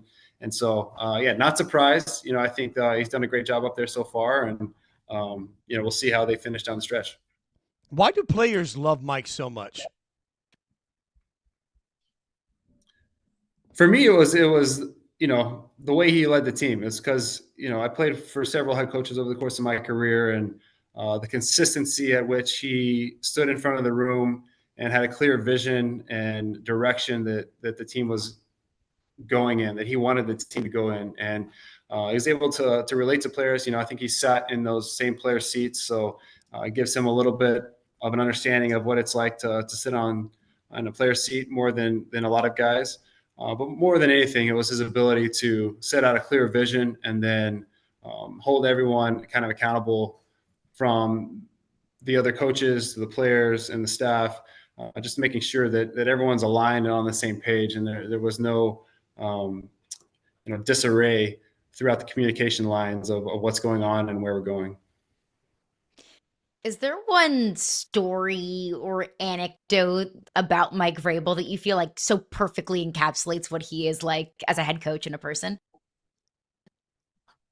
I don't know of one story. I can think. Well, I can tell you this: anytime that he has a wrinkle and he wants to put it on offense, he'll always mention how many touchdowns he caught, and that one of them was in a Super Bowl. And so, everyone across the organization is going to know exactly how many touchdowns he had and how big a plays he made on the offensive side. He never mentions defense. How many sacks he had. No, it never comes up. It's always, how many passes he caught, playing offense. So I think deep down, I think he's just mad that he didn't play offense for his whole career. You obviously know the Titans. They got a picture of you here, right? Standing next to Mike with the Titans helmet on. You know that organization so well. What advice would you get to Cam Ward early in his career? Hang in there. Hang in there. I think, it's been tough for him this year, obviously. When you're the number one pick, the team you're coming into is probably, in a rebuilding phase. So it's not like you're coming into a loaded situation. So just hang in there. He's obviously got drafted number one for a reason. He's got talent. He's flashed that talent at times throughout this year. I think he just needs more pieces around him. So hopefully the organization can do a good job of getting him some protection up front, because I think that's where offensive football starts is up front. If you give him a little bit of time to throw and play quarterback, then he's probably going to be all right. You also, though, Ryan, you have such a good experience in your life of going from one organization to another to have success, right? And we see that right now in the NFL so much, whether it's with Baker or whether now Daniel Jones. We're flocking to these quarterbacks that are getting a second chance. What is it about some of these guys in their next opportunity that is making them so much more successful than they were in their first? I think it's a couple things. I think you grow through every experience, right? So whether it's a good experience or a bad experience, if you have the right mindset and the right attitude about it, you can grow from that experience. So if you're able to take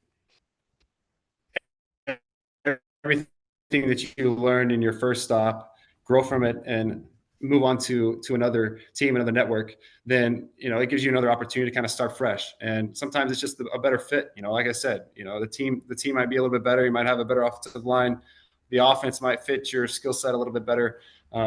So it could be any of those things, or a combination of those things. So I'm always rooting for guys who are getting a second opportunity and flourishing.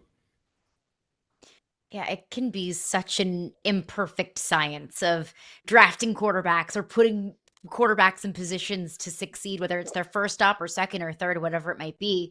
But what is one quarterback in the league right now, young or, in the twilight of their careers, that's really exciting you? Great question. I think there's a lot of guys who are playing good football right now. I would say, Daniel Jones with the Colts right now has had a great year. Just seeing him kind of come with a resurgence, and how things ended in New York, and then, a brief stint in Minnesota, and just things that weren't seeming like they were lining up for him. So for him to go to Indy, and, things seem to be kind of aligning for him, and he's really taking advantage of that opportunity. So rooting for him, and, hoping to see that success continue.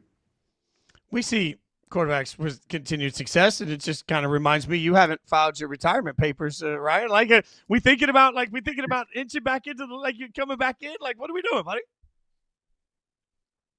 No, I think that ship has sailed. I was kind of staying ready over the course of last season, working out, throwing, and things like that.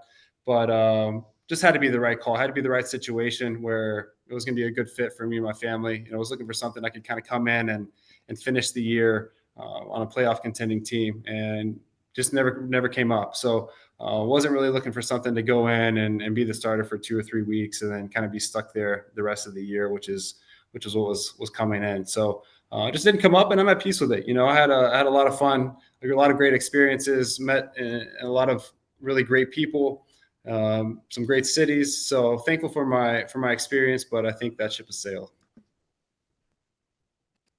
So now you get to be a fan. You've gotten to be a college football fan. Yeah. Your alma mater, Texas A&M, has had such an exciting season. I feel like I've been the world's biggest Texas A&M fan this year. Whoop.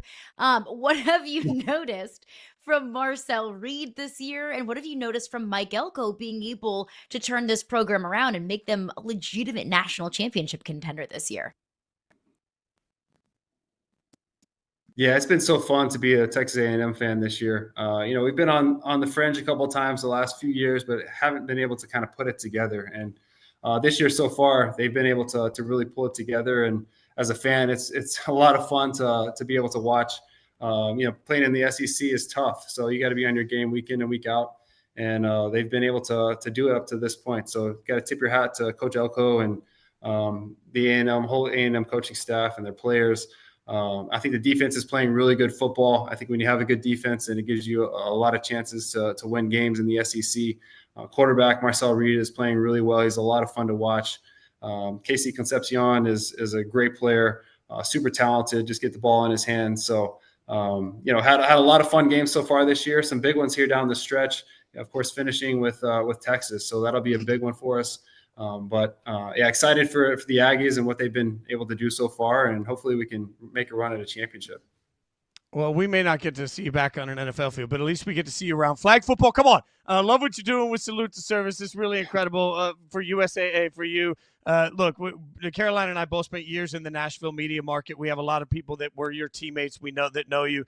I just got to say, everybody that's ever worked with you has such glowing things to say about you as a person, and it just shines through on what you're doing with Salute to Service, man. We appreciate you joining us this morning. Thanks for all you've done. Thanks for all you'll continue to do. We appreciate you hanging out with us. Yeah, of course. Thank you for your kind words. Greatly appreciated. Wish you guys the best. That's Ryan Tannehill, Thanks absolutely so much, crushing Ryan. it. I'm just saying, I'd make him be the quarterback of my flag football team. While he's quarterback of my flag football team, should Trevor Lawrence be quarterbacking yours? We'll figure it out next.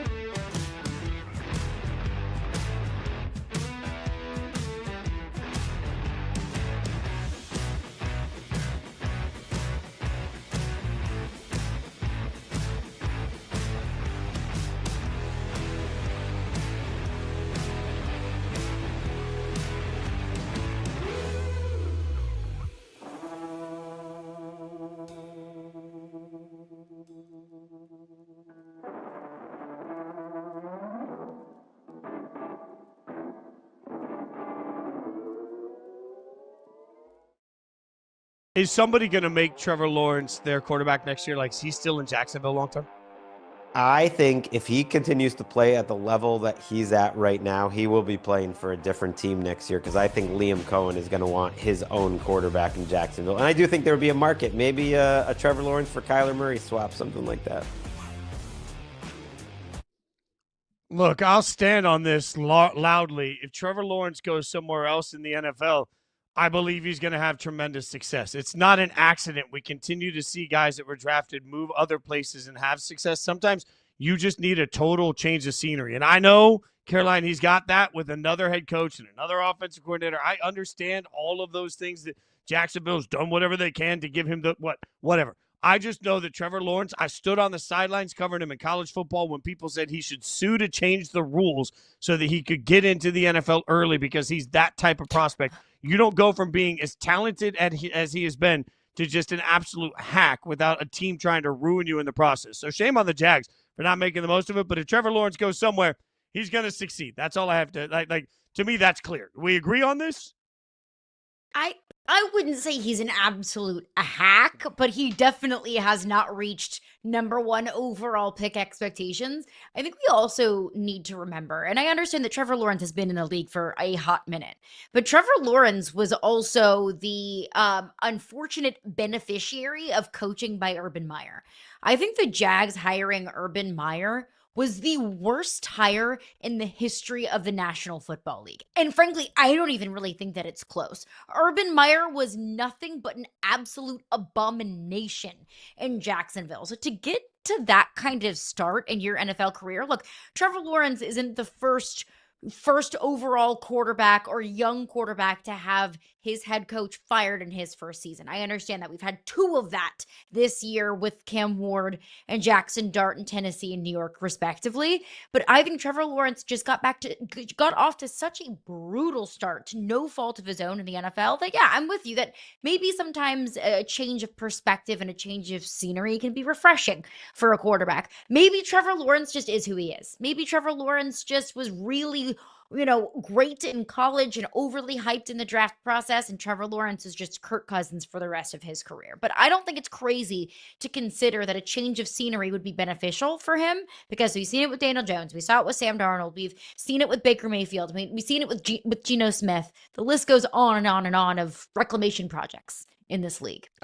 I think it's important to note Trevor Lawrence just turned 26. So he is Daniel Jones. Oh my gosh. He just turned 26. Yeah, just turned 26 last month. How old is Diego Pavia? Is he 25? I think he's 25, yeah. And Trevor Lawrence has been in the league for several years. He has a second contract in the league, and he's a year older than Diego Pavia. Tyler Shuck of the Saints is older than Trevor Lawrence right now. So, Trevor Lawrence just turned 26. Crazy. And while there are complications with the salary cap portion of it for the Jags if they trade him, his cap number for the next few years, should a team trade for him, is $24 million, $35 million, and $47 million, respectively. So for that big deal he just got, the way the cap is laid out, it's a really attainable contract. Some complication for the Jags getting rid of him, but it's an attainable contract. So let's take a look at some opportunities to get to him and say, all right, if Trevor Lawrence goes somewhere this season, we'll rank a landing spot on a scale of 1 to 10. How about we'll start with Greg Rosenthal that hung out with us a few days ago, said maybe Trevor for Kyler, a trade? What do you think? On a scale of 1 to 10, how would you rate that? It's like a 2. It feels like a kind of even swap. I would take Trevor Lawrence over Kyler Murray really every single day, a week, and twice on Sundays. But that's not a move that really excites me. I don't think that Trevor Lawrence would be significantly better in Arizona. I love that from Marvin Harrison Jr., though. I don't think that Kyler Murray would be significantly better in Jacksonville, nor do I think that these teams would be significantly better off with that swap. And there's just a lot of salary cap complications that would come from it. I think that the salary cap headache that would come from it would far outweigh the benefits of this move. So I don't know if I love this. No, it's a 1 for the Jags. I'm out on Kyler Murray going to the Jags and having success. Maybe an 8 for the Cardinals, though, because they'd get a quarterback. It's like a 1 for Trevor Lawrence, though, too. He's going to another dysfunctional situation. Now that I've said that, I'll completely be a hypocrite, though, and we'll give you another team. How about Trevor Lawrence to my beloved Raiders? admitting, again, complications, Geno Smith costs a lot of money. So I understand that there are complications to this. But if we're just taking hypothetical Trevor Lawrence to the Raiders, that's a 10, Caroline. That's a 10 out of 10 out of 10 because I don't believe this year that anybody's going to be worse at the end of the year than the Saints and the Jets. I think they're going to stand out to be two of the worst teams, maybe the Titans. But those two teams both need quarterbacks. So all of a sudden you're going to be coming in for the Raiders and saying, all right, would you rather have the third best quarterback in this year's draft or 26-year-old Trevor Lawrence? I'd take Trevor Lawrence out of that all day, every day. Yes, Trevor Lawrence hasn't been who we think Trevor Lawrence is going to be, but man, at some point, if you're going to have to take a stab at a quarterback, taking a stab at a 26-year-old quarterback that frankly has more talent than Sam Darnold or Daniel Jones does, now you just got to find the right coach to help him. That's a 10 out of 10. I would be happy. I'd be excited. I might even go buy a Trevor Lawrence jersey if it happened. Oh, wow. Are you going to grow your hair out like Trevor Lawrence? No. Trevor's Trevor's going to shave. No, Trevor's going to shave his head and go full. Maybe he'll get the Mark he's Davis. He's going to go full Fitz. He's going to go Mark Davis. He's now, just going to go. That is a haircut that nobody in America should ever have. Just put a bowl on top of your head. Just snip, snip, snip, snip, snip. I would love this for the Raiders. Ultimately, Fitz, I defer to you. This is your team. You love this team. And I will never tell a fan how to fan or that the fan is fanning too hard or not fanning enough. So I do love this move. But my question for you would be, since I am deferring to you, who's your coach? It's great and all if you want to make a move for Trevor Lawrence. And if you want to, move mountains for Trevor Lawrence, I think that you would be drastically upgrading the quarterback position. But if you don't have a coach that you trust, and if you don't have a coach that can, help Trevor Lawrence work out some of the bugaboos he's been facing over the last couple of years in Jacksonville, then what's the point? Yeah, well, you're right. And that comes back to my constant belief that at the end of this season, everybody's going to have to look around and say, I get what you were going for, but it didn't work. I'm not doing a reclamation project with Pete Carroll. I just don't think the timelines match up. I'm not bringing Chip Kelly back if Pete Carroll and Chip Kelly can't get on the same page. I think the most likely solution here is that absolutely everybody gets dumped and you start over yet again. And this is where it's like, how many coaches can you pay that aren't on the payroll anymore? I don't care. That's Mark Davis's money, not mine. I don't give a damn. At this point, Chip Kelly that you see right there makes $6 million as the highest paid offensive coordinator in the NFL. For what? That offense has not been imaginative or creative or any sort of anything, and it's made everybody look worse. Pete Carroll is supposed to be competitive. This team has been competitive, but they suck. So at some point, if I got to get if bringing Trevor Lawrence in means I got to make changes at the coaching position, I'm happy to fire everybody if it means I can figure out a quarterback. I'll take a quarterback over 52 coaches any day of the week as long as that quarterback brings with him somebody that can help get the most of them. Speaking of dysfunction, what about the Browns? Trevor Lawrence to the Browns. What do you think? That's like a 9. I would love this for the Cleveland Browns because what it would give them is stability at the quarterback position. When was the last time the Browns had stability at the quarterback position? What Trevor Lawrence can do is come in and give you just enough. You know that he would be your guy for the next 5+ years. Because do any of us have an idea of who the guy is going to be in Cleveland next year, much less the next 5+? So I would love this for Cleveland. The reason why it's not a 10 is because I think that you can plug Trevor Lawrence in and Cleveland would be an automatic contender. I think the Browns would still be probably a draft away from being a legitimate contender. Bring in, the top receiver in the draft, assuming that the Browns would probably have a top 5 pick, which I think is a fair assumption. Sorry, Mike Goldfarb, producer, Cleveland Brown fan. But I think you would need to bring in, a stretch the field, speedy wide receiver to add at least some semblance of, a next level in this passing game. But you have a couple of young running backs that you feel really great about. You have 2 tight ends and Harold Fannin and David Njoku that you feel great about. You have one of the best defensive players on the planet in Myles Garrett. You have a really solid defense. So I would love this for Cleveland. Add stability to the most important position in sports in an area where the Cleveland Browns have not been stable for a very long time. I just want to take this moment and remind anybody that hasn't looked in a minute, the Cleveland Browns cap hit number next year for Deshaun Watson, cap hit, is $80.71 million, according to Over the Cap and according to Spot Track. $80.71 million. The good news is if you cut him post June 1st, it's the same exact number. Like I don't know how all of that. I'm not smart enough to figure out how they're going to work around an $80 million cap number next year for Deshaun Watson. If they're going to bring in Trevor Lawrence, my only ask is, look, it'd be a 10. It'd be a 10 for the Browns. If you're going to do that, though, just get rid of Deshaun, get rid of Gabriel, get rid of Shador, get rid of everybody. Just completely clean house and be like, yep, we're taking everything out. Like, there's a point where sometimes you just look around and you're like, burn it to the ground. That is what you would have to do there to make it make sense. One more. What about this? I say, Trevor Lawrence, Pittsburgh Steelers. What say you? 10. Love it. 10. 100%. Absolutely. Get out of the Aaron Rodgers sweepstakes. Get out of the Russell Wilson, Justin Fields. Like, no more of these old, past their prime quarterbacks who are, below average at best. Average at best. Be done with that. Have a quarterback of the future. Have a quarterback that you can build around. No more of these putting Band-Aids on things and trying to just push your chips into the middle for 1 year and try and get into the playoffs for that 1 year. No, find some consistency at that position. Find a guy that you can build around, because the Steelers have good pieces. They just can't put them together. So I think if you have that one, benchmark foundational piece at the quarterback position, building around that quarterback makes everything so much easier.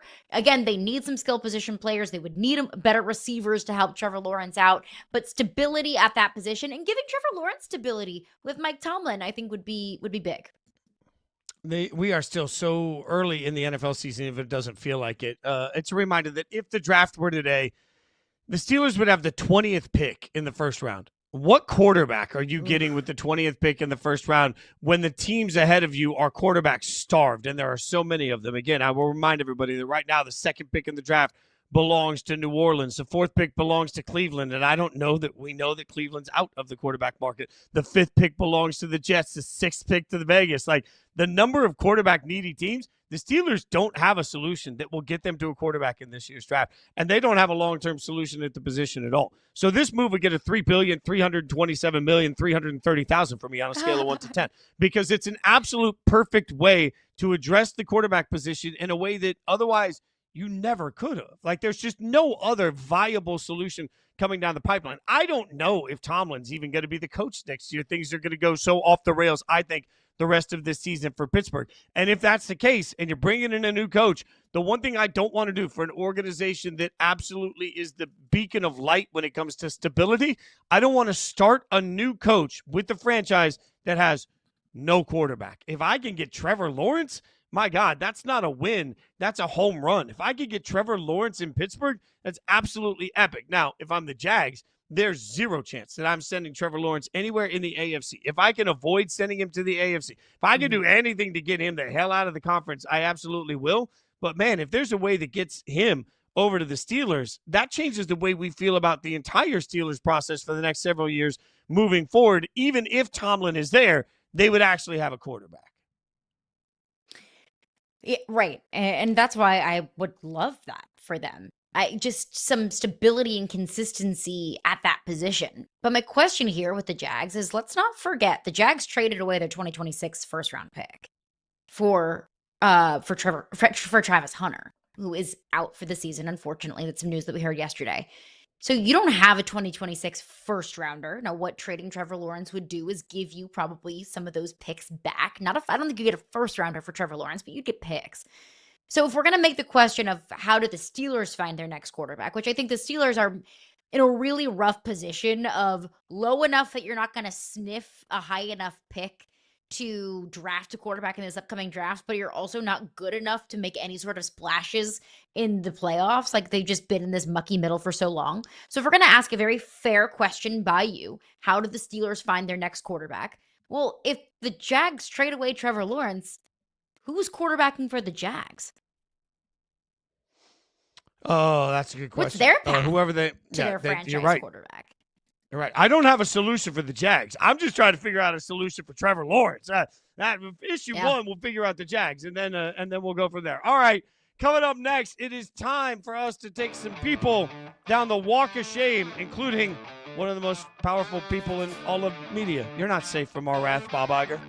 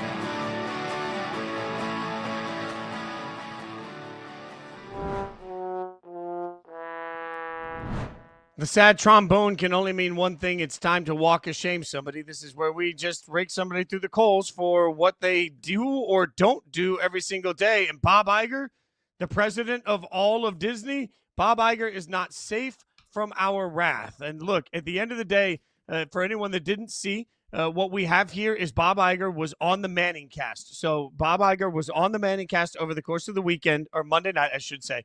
And he was telling everybody about where he went to college. He was hanging out with everybody as he talked to Eli and Peyton the whole time.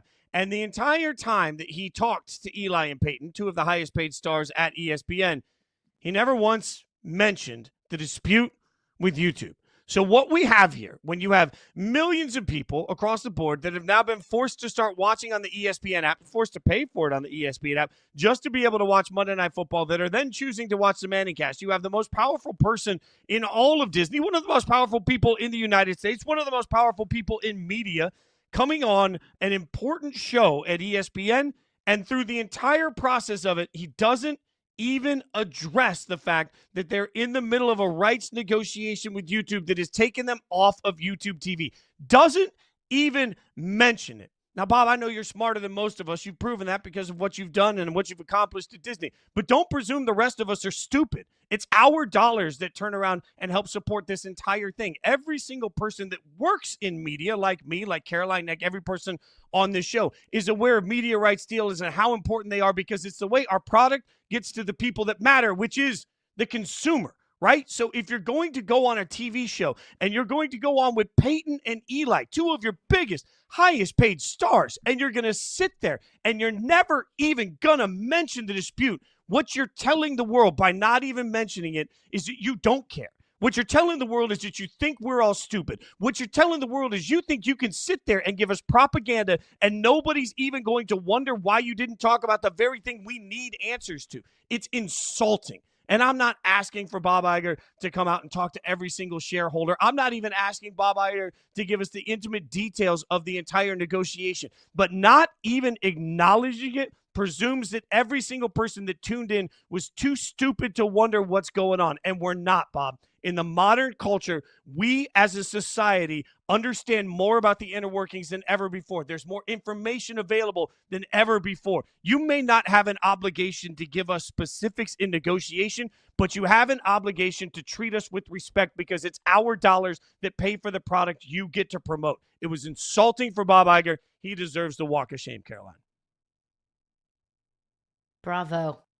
Mic drop to you. Hope Because I don't disagree. When I Well, hey, you can call it like you see. It doesn't matter if you're one of the most, if not the most powerful men in media. We're allowed to have an opinion about the way that he goes about his business. Because when I saw that Bob Iger was going to be on the Manning cast, my first assumption was, well, he's going to address the very public negotiations going on between YouTube TV and Disney, right? Like that was, I would assume, everybody's assumption. And my bad if I assumed wrong. I clearly did. It just felt very disingenuous that we have, again, a very public negotiation ongoing that has impacted sports fans everywhere. It's impacted me. It's probably impacted you. I'm a YouTube TV subscriber that I've had to find all the workarounds in order to watch Monday Night Football and college football and college basketball and any sort of ESPN programming. That's annoying and that's frustrating as a paying customer and a sports fan and ESPN and Disney consumer. That's frustrating to me. So I would assume the person in charge, I would assume the person that is likely leading these negotiations, when given a national platform, would at least address it. And I get it. It's probably uncomfortable. And I get it. There's probably a lot of legalities that Bob Iger legally cannot touch on. But you have to kind of swallow your pride a little bit and say, look, let me address the elephant in the room here to all of our ESPN consumers who have not been able to consume our content. Here is my pledge to you, X, Y, and Z. Get it out there, address it, because not addressing it feels icky. Not addressing it feels disingenuous. Not addressing it feels like, well, everything's fine here. when in reality, everything is not fine. And there are millions of people across the country who are frustrated, not just with YouTube TV, but with Disney as well. Put it out there, address it, address the elephant in the room, as uncomfortable as it might feel. It felt strange to me. The family that's, feuding behind the scenes, but in the portrait, everybody's smiling. That's kind of how it felt like. Just to give everybody a quick peek behind the honest, the curtain between how the sausage is made in our business. When controversy happens, so often a guest will call in advance and say, hey, I know I was booked. Or the booker will call in advance and say, I know we're booked. He can't come on. Or they'll come on and say, I know they're booked, but he's not going to answer questions about. And then you as a media company have to decide if you're willing to take the egg on the face to have that person on air and not ask them about this. This is Bob Iger's people could have decided to pull him from the Manningcast. ESPN could have decided it was a bad idea, even if it's Bob Iger. Eli and Peyton could have decided, hey, this is not the look that we need. But everybody in the entire process, from Bob to ESPN to the bosses on Monday Night Football in that building, many of whom I know, to the Mannings themselves, they're all complicit in essentially deciding that they think it's okay to do this and to treat everybody with that level of blatant disrespect. We shouldn't stand for it as a society. Unfortunately, we don't have a lot of recourse because we all want Monday Night Football, and the unfortunate part about that is ESPN, everybody else involved, they know it. They know we'll keep coming back because we always do, because we love sports. We also love happy hours. It's National Happy Hour Day, Caroline. I don't know if anybody knows this, but National Happy Hour Days, we've decided we would take a look at some of the teams in college football, and we will figure out which of those teams are which happy hour item. What do you got for me? Give me Georgia. What's Georgia? Georgia is, and every time I open up a happy hour menu, I'm always pleased to find this on the menu. Georgia on a National Happy Hour Day is mozzarella sticks. Now, mozzarella sticks aren't the flashiest. Mozzarella sticks aren't the thing that you're like, wow, this place has mozzarella sticks. Just like Georgia's not the flashiest. They're not going to win in the biggest ways. And they don't have players that make SportsCenter top 10 type of plays every single week. But you know what mozzarella sticks are? Consistent. And that's exactly what Georgia is. Even when mozzarella sticks are bad, they're still pretty good. And even when Georgia lays a little bit of an egg in the game, they're still pretty good. Mozzarella sticks can be presented to you in so many different types of ways. You can have the little bite-sized ones. You can have the long ones. You can have the little mozzarella triangles. Georgia can beat you in so many different ways, and they can win in so many different ways. They're consistent. They are versatile. Not the flashiest, but man, everybody loves them. It's Georgia. Yeah, and you're right. And I never seem to really want them. And then I have them. I'm like, they're pretty good. That's Georgia. I'll give you They're Ohio good, State. yeah. Ohio State, simple here. Ohio State's chips and salsa. Nobody ever sits down and says, oh, my God, you know what I can't wait for at the happy hour menu is chips and salsa. But then you see it on the menu, you order it, and you're like, golly, it's amazing. Like, it's just, they never get the hype they deserve. It's amazing. We just sleep on it. And then every time we have it, we enjoy it. I'm with you, but also, whenever I go to a Mexican restaurant, I don't think I'm alone here. I eat myself sick of chips and salsa. Then when my entree comes, I'm like, I don't even want this. I'm sick to my stomach. I'm sick of Ohio State. I think we're all sick of Ohio State. That we're all sick of Ohio State just winning everything. That's what Ohio State is. Credit to Ohio State because they're really good. All right, Bama to me. Yeah, go ahead. No, go ahead. Bama. Bama to me is like a gluten-free flatbread. Because even when it doesn't have what made it great, they're still really good. And you have a flatbread, even without gluten, it's still really good. And it's still really consistent. Bama doesn't have Saban. That's what made him great for so long, but they're still really good. You know what I love about that? There's also just a room full of people that will see it on the menu and decide they hate it without even trying it. That's definitely Alabama. That's so true. I'm out on every ounce of it. All right, what about Indiana? I'm going to give you Indiana is a pina colada, right? Like, because I don't know anybody that says that they like a pina colada. Everyone's like, I don't like a pina colada. But they're one of America's most popular drinks. Everybody still wants to drink it. They're yummy. They're delicious. They're sweet. You have it. Then, like, it's almost like you want to closet the fact that you like the pina colada because you don't want to be judged because you like the pina colada. But really, you want the pina colada and you want the little whipped cream on top. Signetti is the whipped cream. I'm in on this. Yeah, I love that because it's like a guilty pleasure. Like watching Indiana football is my guilty pleasure. Like if you're not a college football diehard or an insider, you're like, why are you watching Indiana? And it's like, because it's awesome and it's delicious, just like a pina colada. I would maybe say Indiana is an amuse-bouche because just like Kurt Signetti, Google it. It wins. I will go on with Texas A&M. Texas A&M is nachos. Because Texas A&M historically has been really good, but just not the best. And that's like just cheese and chips nachos.